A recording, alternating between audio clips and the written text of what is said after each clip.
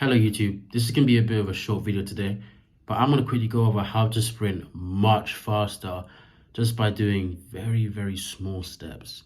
So if you're a sprinter who kind of knows something about sprinting, then you're aware that the muscles can't fire any faster than about 8 meters per second. If you're traveling faster than 8 meters per second, your muscles aren't able to fire.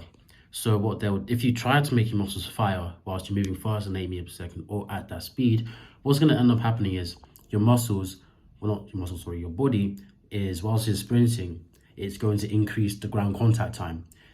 To verify this, quickly go do some pogos, which I'm actually going to do myself now. Do pogos, and obviously the first step, you're going to have to fire with your muscles, and then after that, should just be your tendons.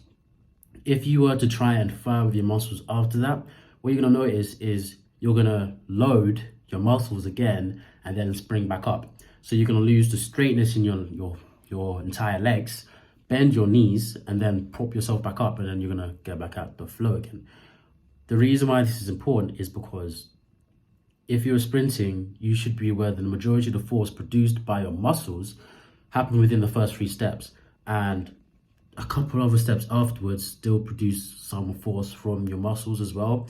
But the force slowly, the major player in the force output slowly switches from your muscles to your tendons. And this is the real powerhouse that you need if you want to sprint fast. The reason being is your tendons are what was, not your tendons, Usain Bolt's tendons were able to make him produce 5 times his body weight into the ground to propel him towards his 958.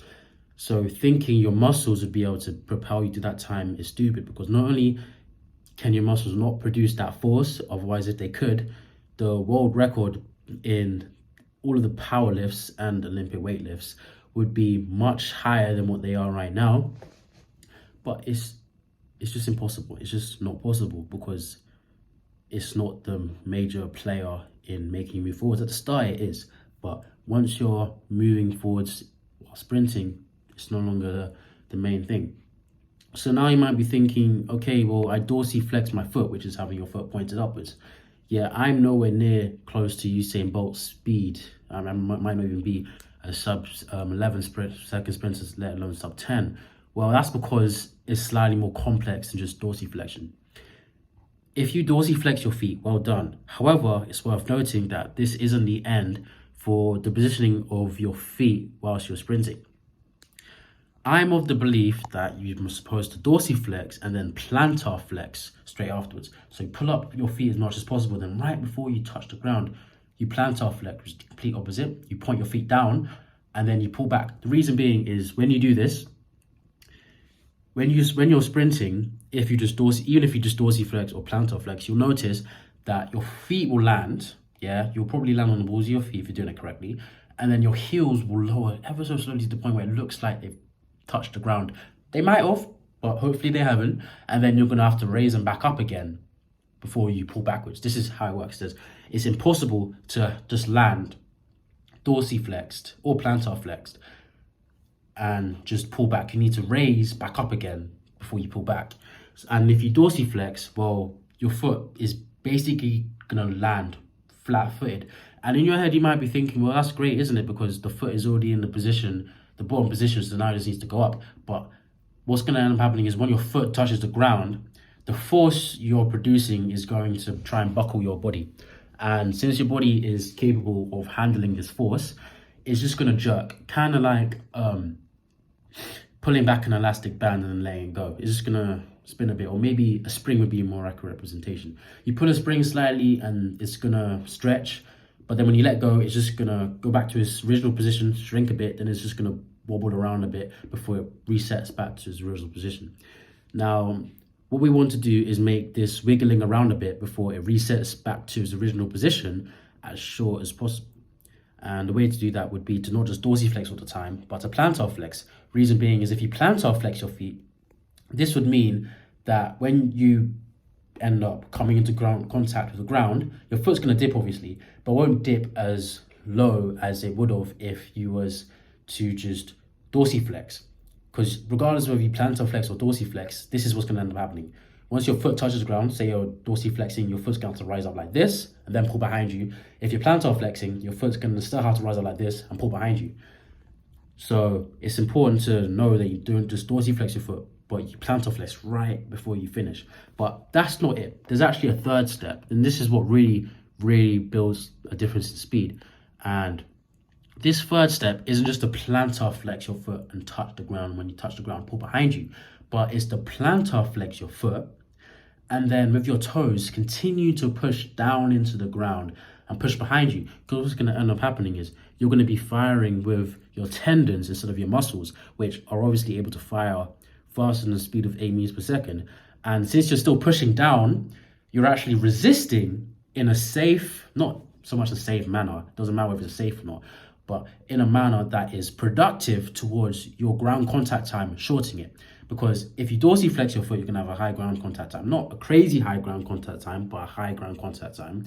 If you plantar flex your foot, the ground contact time is going to reduce. But if you also do this, what's going to end up happening is you're going to resist that drop down, which means whichever height you land at, your body's just going to rise upwards. Because if you can put the force into the ground, obviously you can resist the force. And if you're able to more than resist the force, well, this is basic force physics here. This is basic physics here. If you have 3 newtons on one side and 7 newtons on the next side, 4 newtons is going to drag whatever's in the middle like a box. A box that has 3 newtons of force on one side and 7 newtons on another side is going to move the direction the 7 newtons wants it to move by 4 newtons. 7 minus 3 is 4, so it's going to move in that direction 4 newtons. So if you do this with your feet through your tendons, you're going to end up decreasing your ground contact time whilst also continuing to speed up. And now I just threw theory, which is great, but how does this look in action? I'm going to show you. Whoops. Okay, there we go. So if you sprint and all you do is fire from your muscles, this is what's going to end up happening.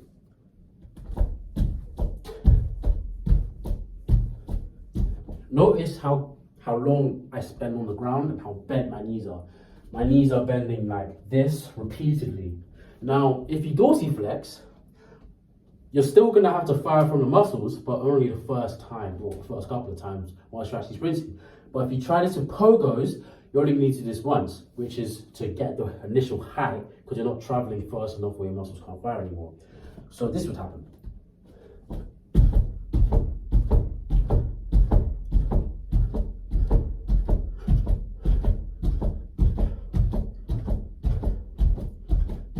After a while, because of the force from the muscles degrading, I'm going to go from the fast speed I was at before to the slower speed I ended up at, but I kind of forced that speed to occur. The reason why that's important is because this is the exact same thing as what would happen if you was actually in a race.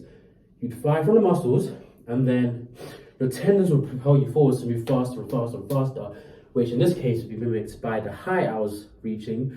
But your tendons, if you just dorsiflex, will reach a limit where they can't deal with what you've given them afterwards. It's just like if you have a car and you drive it and then it's on a flat surface, you drive it, it's going to slow down because of air resistance. The same thing here, but instead of air resistance, it's just your body just dispersing energy as it goes in the same way a car would, but due to air resistance. Now, what happens if you dorsiflex and you plantar flex your feet? Well, still fire the first one from the muscles.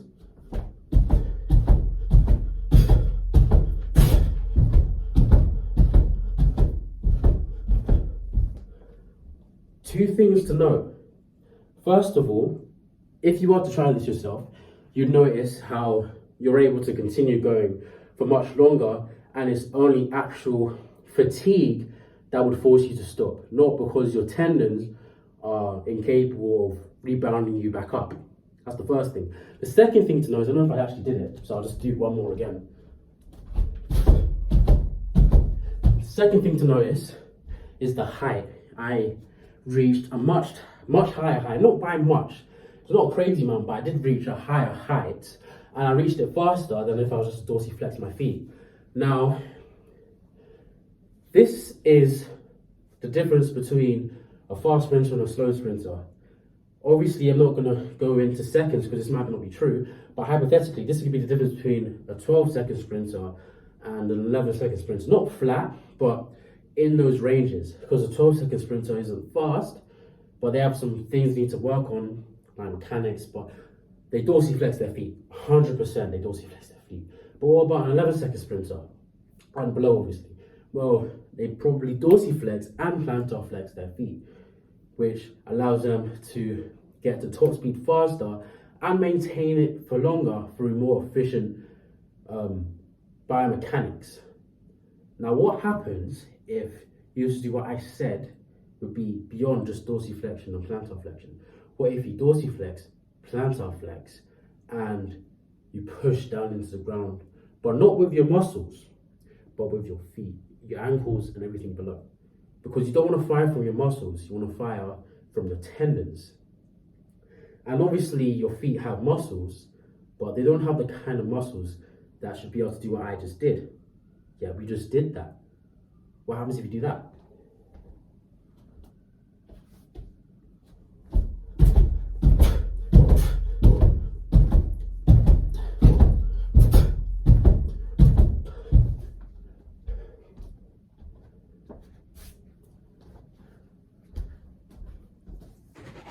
Go back if you need to and go look at what just happened. Same thing as before. Not only did I reach a higher height, which in this case would mimic faster speeds while sprinting, but I achieved that much faster than potentially could have from just dorsiflexion and plantar flexion. Now, if you was to compare the heights that I achieved from doing all three, from just firing from the muscles, firing from the tendons slightly with dorsiflexion, firing a bit more from the tendons with dorsi and plantar, and firing even more from dorsi, plantar, and continue pushing into the ground with plantar, you'd notice a couple of things. Not only did I reach a higher height each time I added something more complex, but I was able to reach that height faster. If I was to continue doing this for sustained periods, I'd be able to maintain that height for longer. It should really show when I was doing dorsiflex. And if you try this yourself, you'll realize you'll fire from the muscles once and you'll try and dorsiflex without putting any forces around, just pure dorsiflexion. Just work off the tendons alone, because that's how you're going to do it in a race. And you'll realize that just like a car, just like was moving at maybe 10 miles per hour at a straight with nothing in its way, would slowly slow down to 0 miles per hour. Was the same thing that happened with the dorsiflexion. Same thing would happen with the dorsi and plantar, but for a different reason. And if you looked at the dorsi plantar and continue to push in, obviously the same thing happened as well, because I'd still get fatigued, though it'd be due to lack of oxygen, not so much just lack of power due to the energy dispersing, which I think is quite interesting, because this could really be something that can make you faster just like that. It's nothing complex, nothing complicated. Literally just dorsiflex, then plantar flex last second and continue to push down. And this could reduce ground contact, would reduce ground contact times, increase force outputs, and make you travel much faster, not just faster, but further because of it. And this doesn't just apply to straight sprinting. This also applies to plyometrics, which would help you to incorporate working on your ground contact times. So if you're a sprinter and you're trying to travel faster with due to some increased efficiency, it could be worth trying this out. If you don't plantar flex, please do plantar flex. And if you haven't tried this, try it and see what happens, because I'm currently experimenting with this, and I've realized that with my start, if I was to incorporate this, not only would I be able to travel further with less steps and less energy, which would make my start more efficient, so that I'd be much better later on in the race, but it just made me much faster in general because you'd fire with the muscles and then flick down, and then when you can't fire with the muscles anymore, instead of just landing with your feet and just pushing your foot down into the ground, you actually still have some tension in your feet and you just flick down. So the rest of your legs are relaxed, but your feet aren't. They just go up and down. That's it. Now, that's it. That's the video. If you liked it, like it. If you don't, I mean, dislike it, I guess. Comment as well why you didn't like it. I mean, this is just kind of a theory. I haven't actually tested it out, but I do expect it to be true because most of my theories tend to be, once I've put some effort into this. I didn't just think this up and then throw this video out. I actually I tried it out, tempted it. I haven't sprinted on it, but I have attempted it. And plyometrics is, even if it's just pogos, as good as anything at trying to see how efficient a new movement pattern is. And I think this is it. So yeah, that's it. That's me.